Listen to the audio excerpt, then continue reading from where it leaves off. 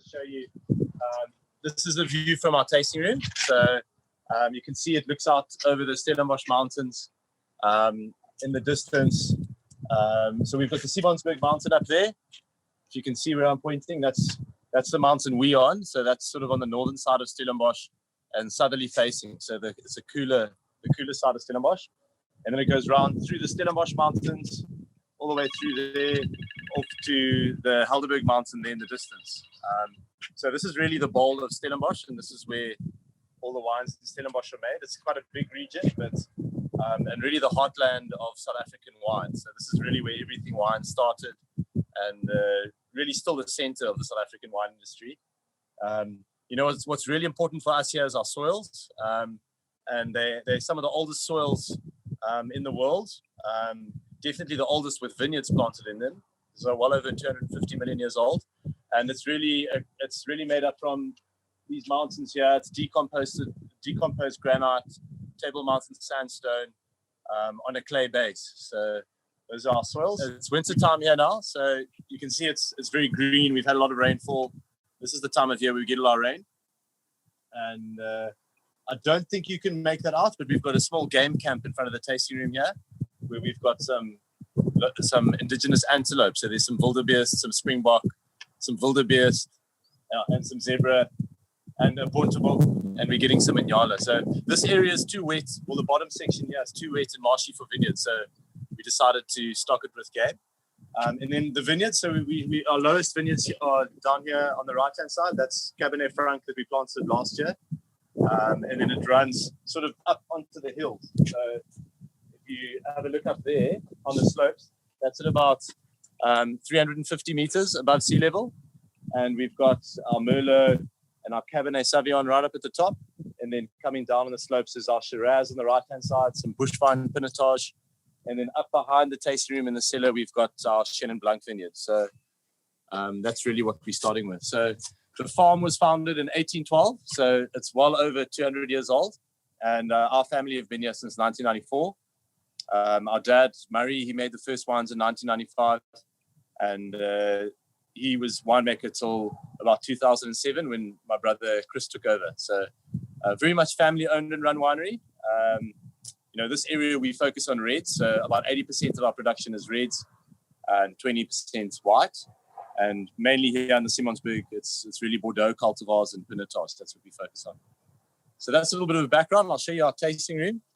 Thanks, Chris. This is our tasting room.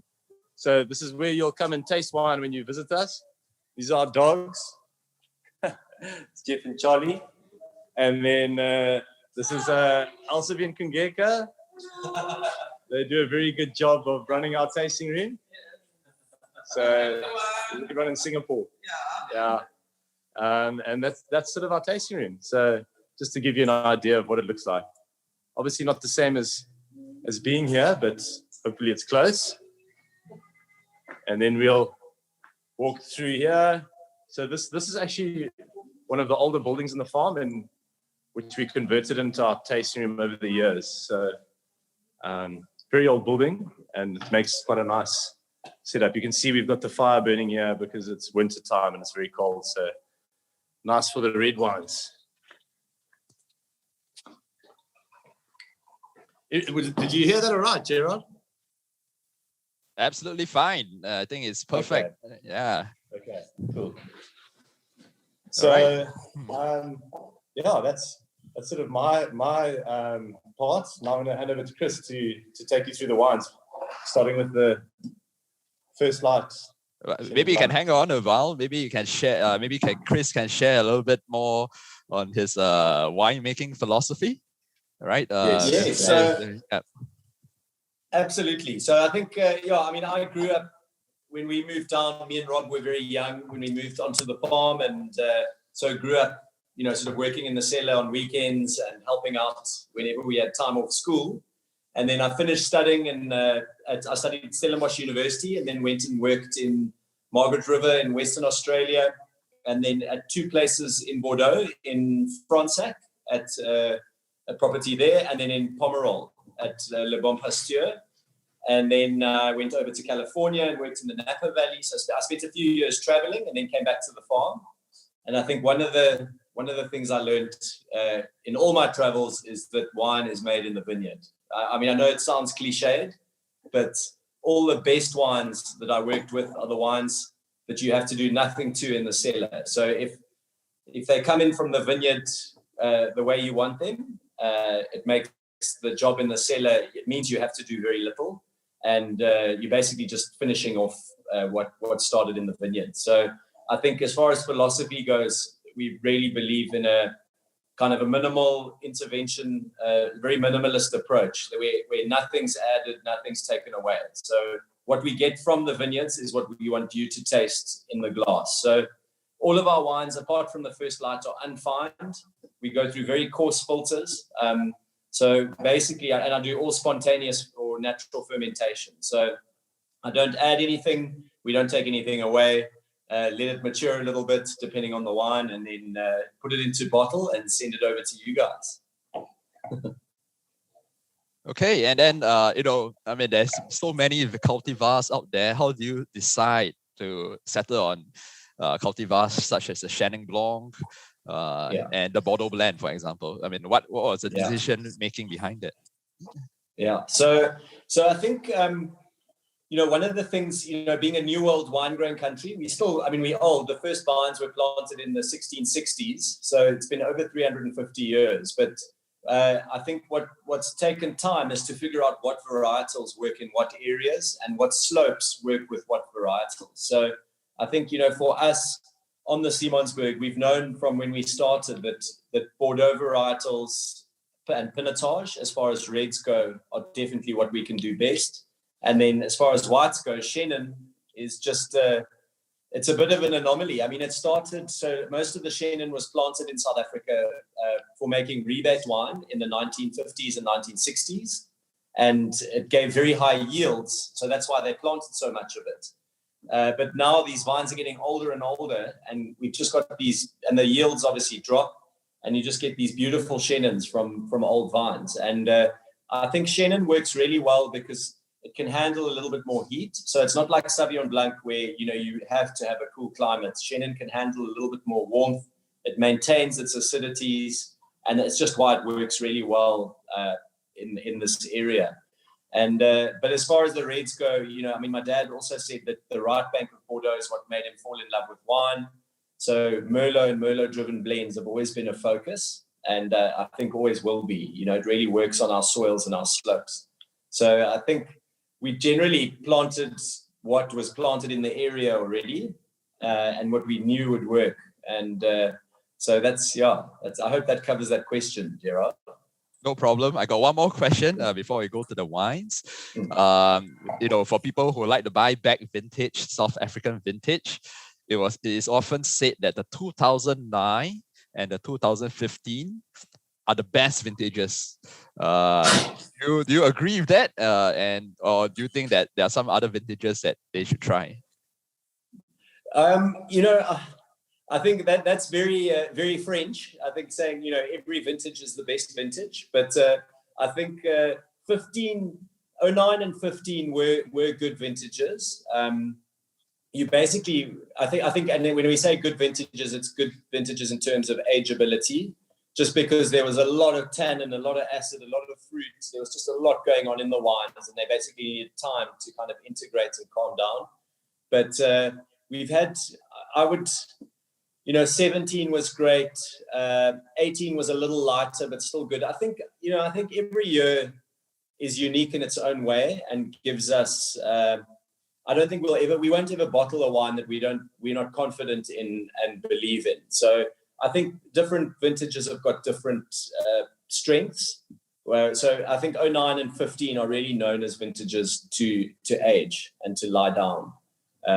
They didn't drink well young, where, I suppose 2018 and 2020 maybe are more vintages that you can drink a little earlier in terms of reds.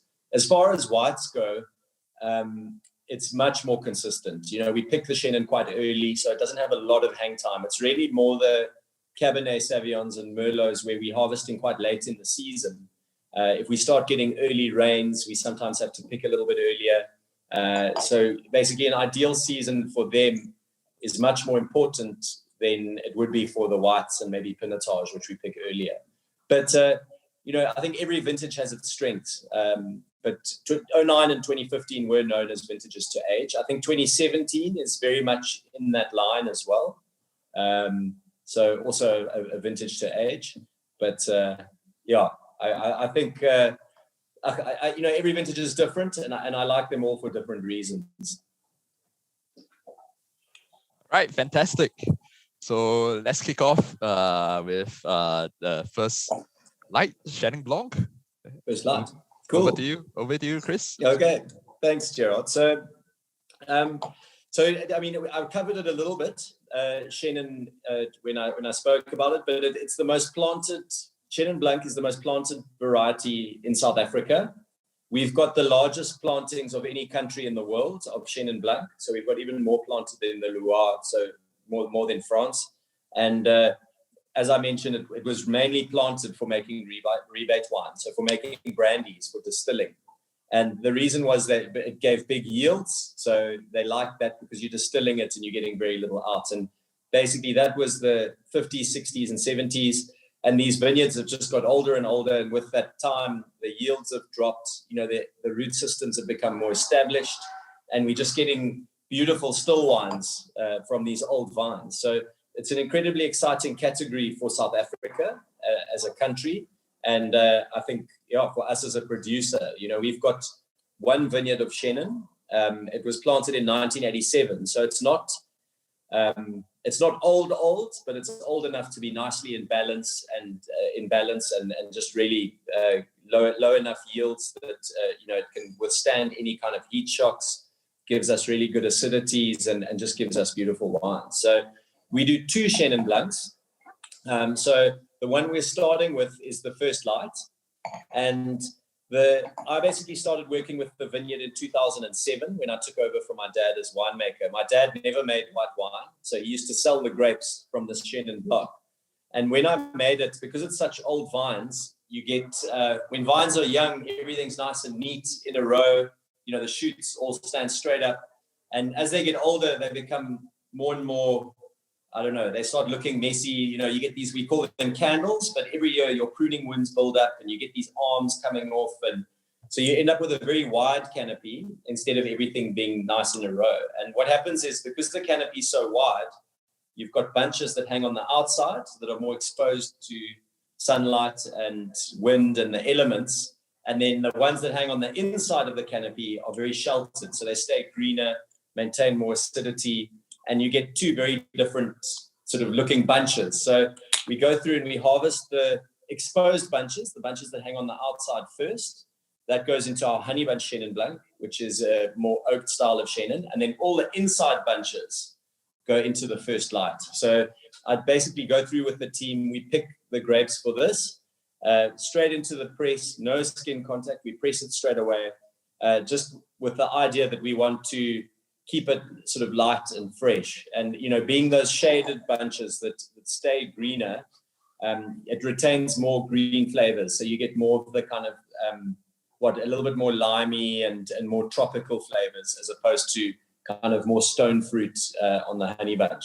So it's, press it, go to tank, spontaneous ferment, and then about 8 months on the lees, and then racked and bottled. So it's a fresh light style of Chenin. And the name First Light just refers to the direction the vineyard faces. So it faces basically southeast, so it faces the sunrise. And then because of the slope, it's sheltered from the afternoon sun. So it doesn't get baked by the afternoon heat. So it really helps the grapes ripen a little slower and just maintain a little bit more freshness.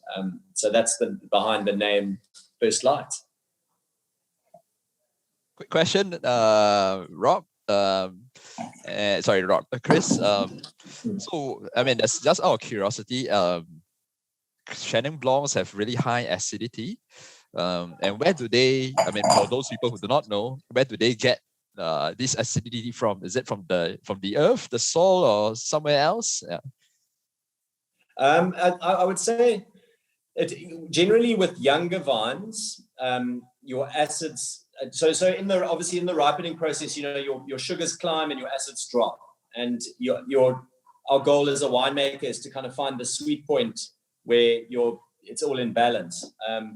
And with younger vines, the acids tend to drop much quicker and the sugars climb slowly. With old vines, you still got the same sugar climb, but the acids drop much slower because the vines don't stress as much. So I think the age of the vines has got a huge impact on the acid that you get in Chenin Blanc. I mean, I think as far as a varietal go, I always like to say I think Chenin falls so nicely between Sauvignon Blanc and Chardonnay, because you get, it's not quite as acidic and green as a Sauvignon can be, but not quite as sort of rounded as a Chard can be. So I think Chenin's always got a pleasant acid, but I just think with older vines, they're able to retain more acids when we get to sort of phenolic ripeness. So I think a lot of the acidity in our Chenins has got to do with the age of the vines. Right, thank you. And we can move on to the honey bunch. Okay, has everyone got some honey bunch? Okay, cool. Yes, sir. So the first lot, as I mentioned, is our second pick. So our first pick is the honey bunches. So basically, when I started working with the vineyard, we just saw that these bunches turn gold. So they go actually a golden color because of their exposure to the sun, where the inside bunches for first light stay green. So, and they ripen a little bit earlier because they're more exposed. So I get the team to go through and basically just pick all the bunches they can see. So it's basically just walking along the outside of the row and then just picking off the outside bunches. So it's quite like a slow process, but it's just really selecting that exposed fruit. And because it's more exposed, the bunches turn gold. They develop this kind of really honeyed apricot flavor, the berries themselves. And then also because it's exposed, we get a little bit of noble rot. And because it hangs outside, it stays healthy. So we get a little bit of botrytis. So the honey bunch usually about between 8 and 10% of the bunches are botrytized, so actually have noble rot. So we pick it, bring it into the cellar. I destem it and put it into the press, and then I leave it for 12 hours on the skins. So the idea is just that the skins and the berries taste so good. I want to really soak the juice in the berries for a little bit to try and get some of that flavor through into the wine. And we then press it, let it settle very roughly overnight, and then go into French oak barrels. So we only use about 30% new, so not a huge amount of new oak on the honey bunch, but we go into barrel, let it ferment, and then leave it for about between 11 and 12 months in French oak barrels for 1 year. And the name just comes from the sort of the golden color that the bunches develop in the vineyard. And then it really develops. We found after a few years that it really just develops these kind of honeyed aromas and flavors in bottle. And so the first vintage of honey bunch, I started working with the vineyard in 2007. The first vintage of honey bunch we made was in 2010. So we've just made our 11th honey bunch. And I think two very different styles of Chenin, but both really beautiful in their own way. Where the honey bunch is a bit more textured and weighty, the first light is just sort of fresh and juicy. So love to, if there's any questions on those. There's one question. For Chenin Blancs, is it all grown in your vineyard? Because the wine of origin says Stellenbosch. So, or do you, for First Light, for example? Yes. So do you procure your grapes elsewhere as well? So the honey bunch is 100% single vineyard from our vineyard. The First Light, I buy some fruit in from our neighbor, so from just over the hill. And that's actually from a vineyard that was planted in 1982. So it's a similar age vineyard, but so we only buy in a little bit for the First Light. So honey bunch is 100% single vineyard from our vineyard, but we don't get enough fruit from those inside bunches. So I buy in a little bit from our neighbor just over the hill from us. Thank you. Okay, anybody else have any questions? Other questions, I mean. Yeah, you can just feel free to ask. Or if you would like, you can put it in the chat as well.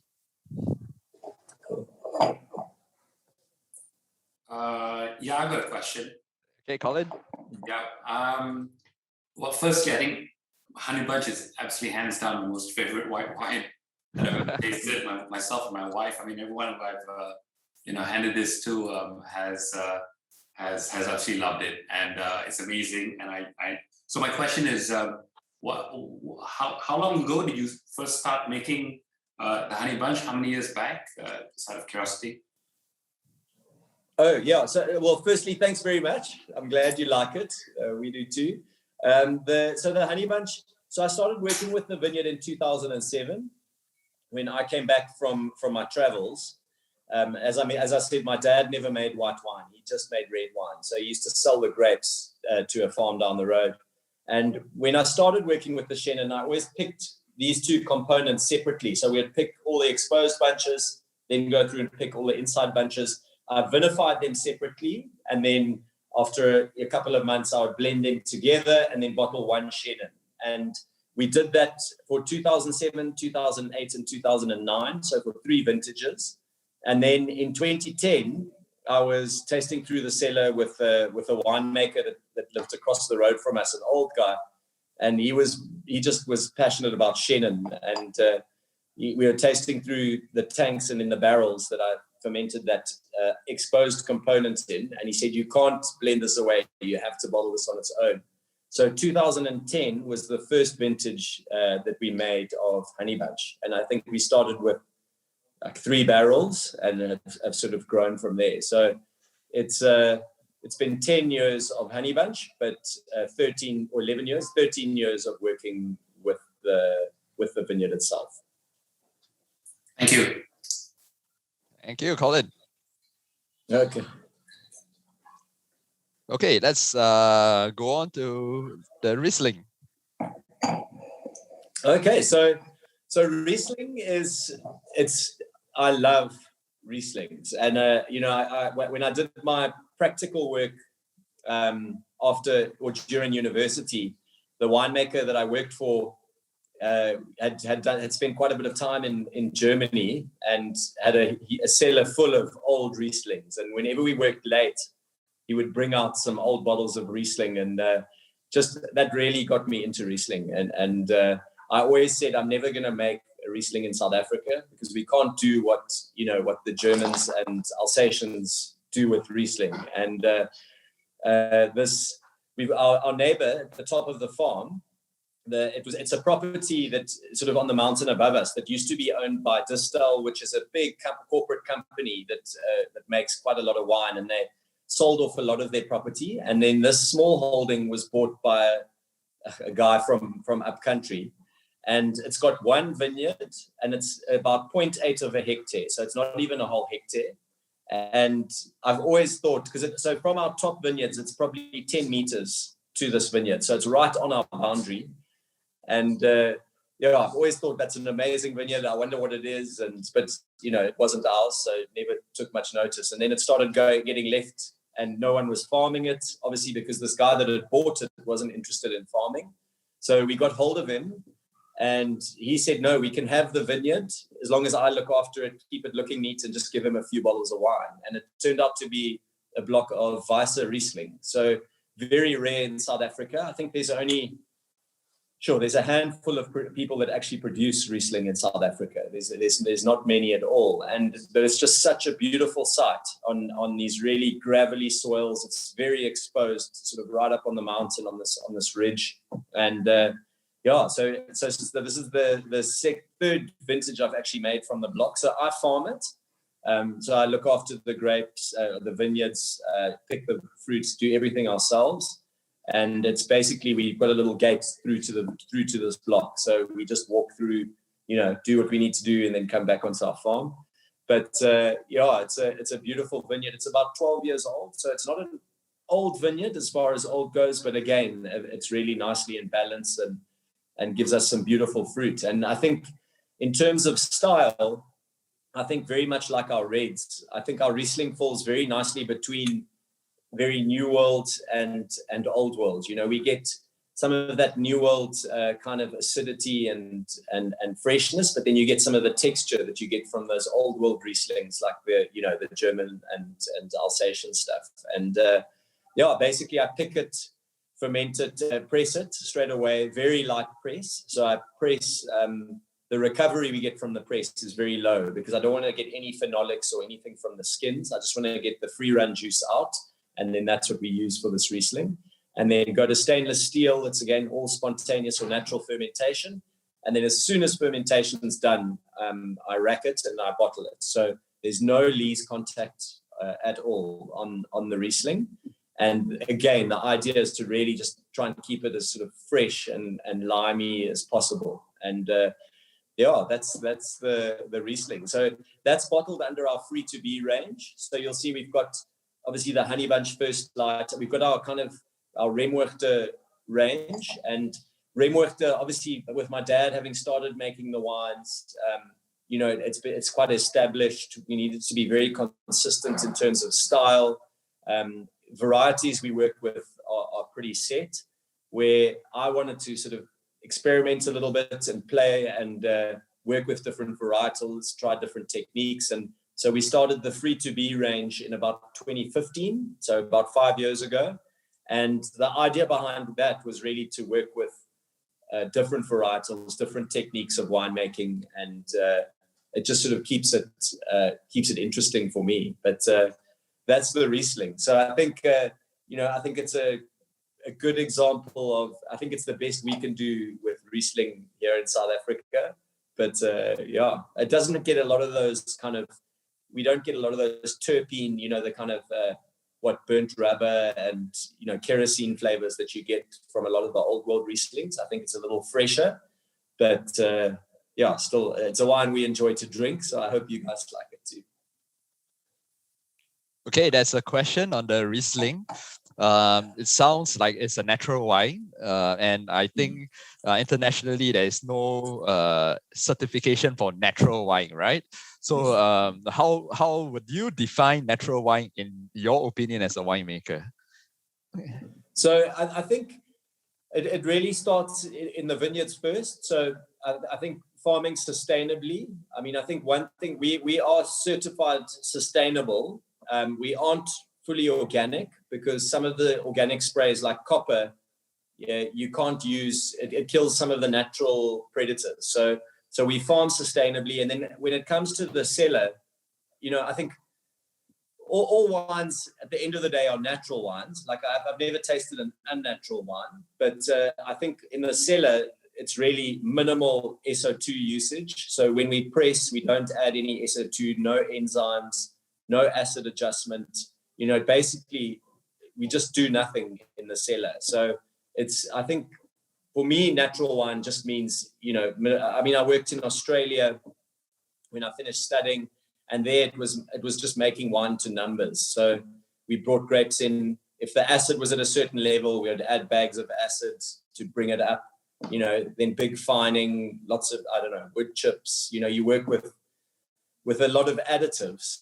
And I think for me, natural winemaking is just not adding anything and not taking anything away. I think we just working, what you get from the vineyard is what you taste in the bottle. And I think in working like that, you get more authentic wines and more characterful wines. But that being said, it's not something you can do on a large scale. If you're working with thousands or millions of liters, you can't take the chance with natural fermentations or it's just too risky. Where we've got such small batches, I'm able to monitor each batch really carefully, and we can really work on a kind of a minimal intervention kind of way. So I think for me, natural wine is wine that hasn't been interfered with, that there's nothing added, nothing removed.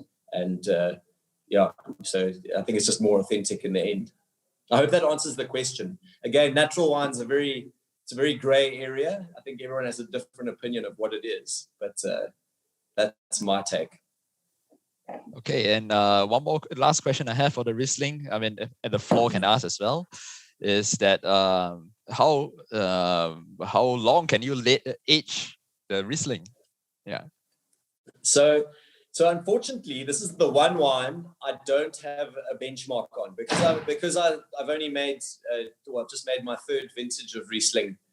I can't say. I mean, I can say what I think, but I can't say, from experience how long it's going to age. But the idea behind I've tasted and drank a lot of the Clare Valley, the Australian Rieslings, and those they make it in the same way I do, or I make it in the same way they do, in that we bottle it straight after fermentation. So there's no lees contact; it's basically just bottled straight after fermentation. And they bottle it and then they mature it for at least a year before releasing it. So I think it's just going to keep improving in bottle. So I like to think, it should keep improving for 5 to 10 years. And yeah, I mean, but I just don't have a benchmark. So I hope it'll keep going that long. But, I think it evolves a lot. I really enjoy it when it's young. It's a little bit more, it's got a bit more of that muscat, sort of a grapiness to it. And then as we're finding as they age, they start to develop more typical Riesling characters. Like our first one we bottled is definitely becoming a little bit more, developing a little bit of kerosene and a little bit more character. So I think it should just keep improving in bottle. But I enjoy drinking them young so far. But that's, yeah. So sorry, I can't give you a definitive answer on that one. Not like the Honey Bunch and the Shannon, where at least I've got 10 years of back vintages to look at. With this one, I don't. So, okay, great. Okay, anybody open it to the floor? Anybody has questions on the Riesling?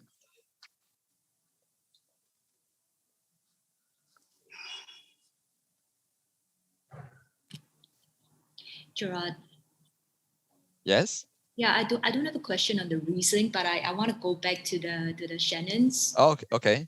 Yeah, sure. I was wondering because you mentioned that kind of between the First Light and the Honey Bunch, the difference is basically kind of picking the outside bunches and then the inside bunches for the First Light, right? That gives it the different characteristics in the wine.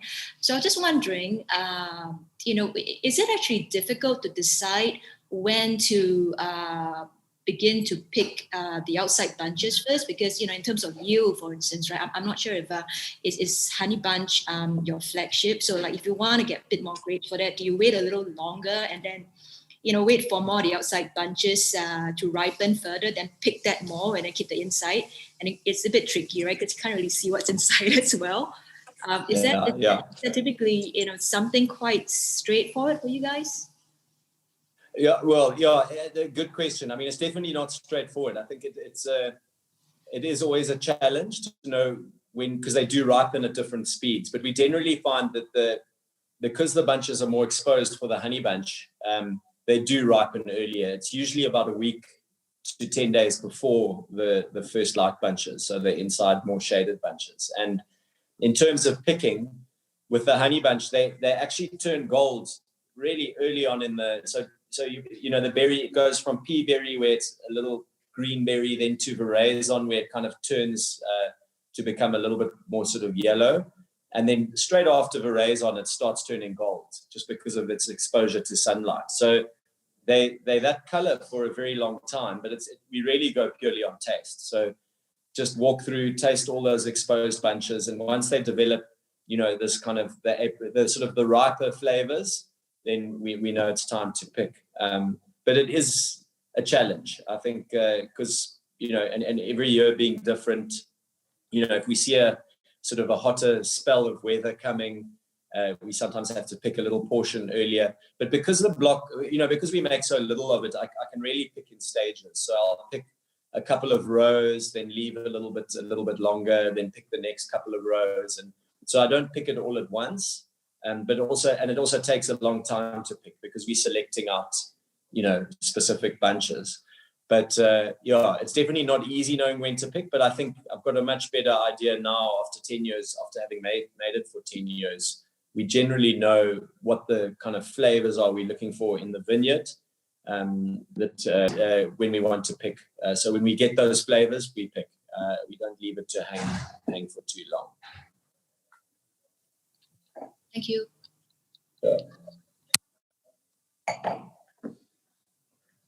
Okay, so we'll move on to the rates. Cool. Now we'll start off with the Soaring Eagle. So today, I think it's a blend. It's a very unique South African blend. I think that's why I chose this blend. It's called a Cape blend for a reason. And I'll leave it to Chris and Rob to share why is it called a Cape blend.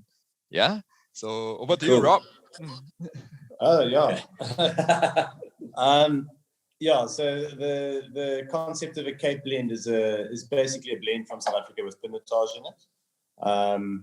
So it can be any cultivar as long as there's pinotage in it, and it's a bit of a grey area also in terms of how much pinotage needs to be in the blend.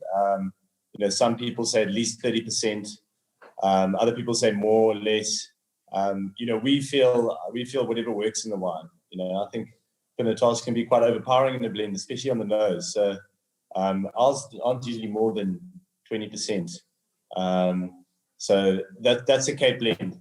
It's a blend from South Africa with pinotage in it. So quite a broad spectrum. Yeah, and I think also it's quite an exciting category because we make Bordeaux blends, we make Rhone blends in South Africa, and we wanted to do something that that was unique to South Africa, and I think that's where the pinotage in the blend comes in. Also, pinotage is such a distinctive grape that it really brings you can taste it in a blend and in a wine. So I think Cape blend is quite a fun category for South Africa in terms of reds. And then a little bit on the Soaring. Should I talk about the Soaring Eagle a little bit? Okay. So the Soaring Eagle is a blend we started making in 2002. So we've been making it for almost 20 years. And the name, so we've got an eagle on our crest. It's a black eagle. And when my dad purchased the farm, he said there was one soaring over the farm, and he took it as a sign that it was, they're very rare, and they're the biggest eagle in Africa as well. So he sort of has took it as a sign when he was looking at the farm, and that's where the Soaring Eagle name comes from. And then also in the vineyards, we have raptor posts, and so we try and encourage eagles and birds of prey in our vineyards because they control a lot of the rodents and other things in the vineyards. So that's the idea behind the name Soaring Eagle. And as far as the blend goes, it's Cab Sav, Shiraz, Merlot, and Pinotage. It does depend on the vintage. It can vary a little bit. There's like most of our blends, there's no complete recipe to it. We just try and make the best wine we can each year. But the Soaring Eagle is probably 80% is from vines that are 12 years old and younger. So generally slightly younger vines because they're younger, they give higher yields. So it's not quite as concentrated as some of the other reds that we get.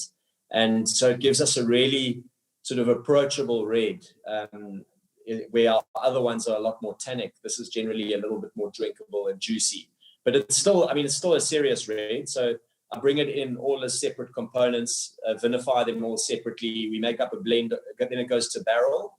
And then after a year, we make up the blend, and then it goes back to barrel for another year. So it's still 24 months in barrel. But because it's slightly lighter, it's all second, third, and fourth full. So there's no new oak on it. It's all older oak, but I mean, not too old, but older oak. And then, that's the Soaring Eagle. So it's really, I think, a wine that we want to be drunk early. And, we braai or barbecue a lot in South Africa. And this is generally, if we barbecuing, this is generally the wine we'll drink, especially in summer as well. You can chill it a little bit, and it drinks, it's a good wine for all occasions. Great. And for you guys, that's a fun fact for the audience.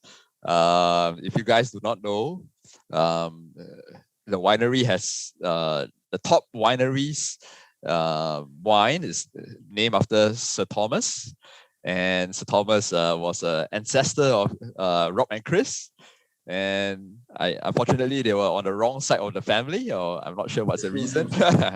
They could have been one of the richest guys in South Africa, because Sir Thomas actually found the biggest diamond in South Africa. And then, Rob, I'm not sure where is it now, the biggest diamond that has been cut. Yeah, so it was the largest gem quality diamond in the world. It was over 3,000 carats, and was found in 1905. So Sir Thomas Cullinan, he was just Thomas Cullinan back then. He founded the land where the mine was started, and when they found the diamond in 1905, and it was when we were getting our independence from the UK, and it was basically the government at the time said they're going to buy the diamond, but they're going to tell them what they're going to pay for it, and then they're going to give it to the royal family. So it was used as sort of when we were getting our independence. So it was a token of, like, say, thank you from the South African Republic to the UK government. So now it's in the crown jewels. So the largest piece is in the Queen's scepter, which is that sort of staff that she has on formal occasions, and the other one's in a crown. So it was split into lots of diamonds, but the two biggest pieces are in the crown jewels, and all the other smaller pieces are spread amongst other jewelry owned by the royal family. So we want it back, but I don't think we will get it. But it's just important part of our history in South Africa, and it's so we gave the name to our reserve, our flagship red. Yeah. Okay, that's okay. Back to the reds. There's a question from the floor. Is there a reason why French oak is preferred compared to American or stainless steel, since it's new world and meant to drink young? Yeah. Yeah, I mean, so we still work with the same coopers or barrel makers that my dad started working with, and we've just found with our fruit that we get and the wines that the subsequent wines, is that French oak, it's very consistent and it works well. It tends to bring more of a savory character to our wines than sweet. So I mean, American oak's really known for vanilla It's a little more savory. We feel we get enough fruit and sweetness from the grapes, so we don't want to add any more. And then I really think it's just consistency. So I mean, you get Hungarian, Russian, you get oak from all over now. But generally those forests aren't quite as well managed as the French forests. And the French, you just really know what you're going to get. And, farming there's so many variables. I think that's what makes farming exciting and stressful, is that, you're dealing with weather, and winemaking is farming, the grapes. So it's weather, every year is different. And oak is a natural product. So, by working with the same coopers, the same oak, and they're consistent, you kind of eliminate half eliminate a variable. It's still different. It's still different from barrel to barrel. But I think the main reason we use French oak is just consistency, and we like the way we feel it suits our style of wine. It's a little bit more savory as opposed to sweet, and it definitely gives a little bit more tannin to the wine. So yeah, we just feel it works with our wines. I hope that answers the question. Yep, I guess we did.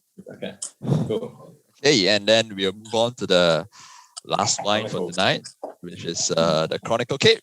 Yeah. Cool. So yeah, I'm glad we're trying the Chronicle and the Soaring Eagle straight after each other. So the Chronicle, we also began this blend. It used to be called our estate blend, and we rebranded it in about 2013. But we started making this wine in 2002 as well. So the concept behind the wines was that we've got a lot of our wines are, so like as far as the whites go, the Honey Bunch, the Riesling, it's single vineyard. We do a single vineyard Pinotage, single vineyard Merlot, very site-specific wines. But I think one of the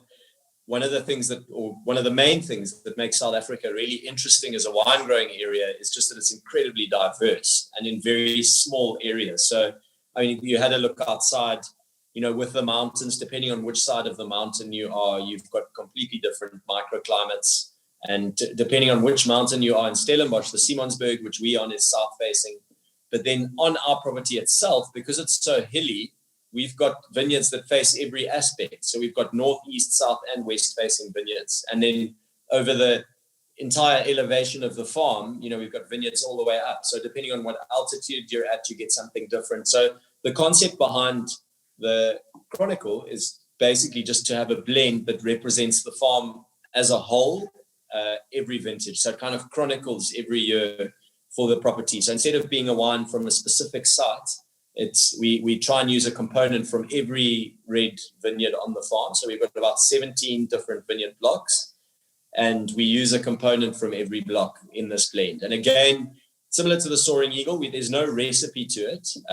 We obviously try and be consistent in terms of flavor profile and texture. It's generally our more concentrated fruit as opposed to Soaring Eagle, which is a little lighter, a little bit less tannic. And so the blend varies. It's generally Cabernet Sauvignon or Shiraz based, but then it's got Merlot and Pinotage in as well. And Pinotage obviously being the component that makes it a Cape blend. And then this one is 24 months as well in barrel, about 30% new, and then the rest second and third full. So a little bit more new oak, again, because it's more concentrated fruit, more tannic, it can handle a little bit more new oak, and the oak doesn't overpower the wine. And that's the Chronicle. So it kind of chronicles each vintage on the farm. Yes. Okay, there's a question, one question from the floor regarding the percentage of the blend. How do you decide the percentage of the blend? Is it year on year it differs? And what's the decision making behind it basically? Yeah. So it does. It differs every year. I think that the idea, where the Soaring Eagle, we want to try and make the best kind of lighter red.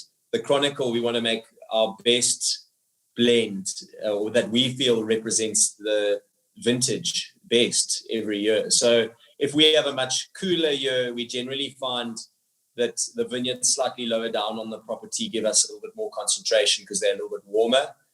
So we'll use higher percentages in the blend from those. In a much warmer year, our higher vineyards generally give us more sort of a little bit more concentration. So we'll use more from there. So it does vary, but we really on the wine, we try and be consistent to style. So the tannin profile and the flavor profile, we try and keep consistent. But the blend does change. We just try and make the best blends, or the one we feel represents the vintage best every year. So, and then in terms of blending, we vinify, we'll make everything separate. And then after a year, we make up the blend, and then go to barrel for another year, and then take it out and bottle it. And then it'll be from this year, we actually aging a portion of it in concrete tanks as well. So it's not going to be all oaked from the 2021 vintage. And that's, again, just to bring a slightly different dimension to a portion of the blend. But and then the Shiraz we use in the blend, a large portion of it we ferment carbonic. We do carbonic fermentation on it, so it's basically whole bunch ferment, and that just brings a little bit of spice and fresh fruit to the blend and just lightens it up a little bit. But we want it to be a blend that'll age well. That's got a nice kind of a good sort of quite a solid tannin profile, and something that's that I think we feel represents the farm well. Okay, and then I have one last question in my chat is food pairing. What will you pair the reds with? Generally, it doesn't have to be a specific. So the reds, I mean, I think we eat.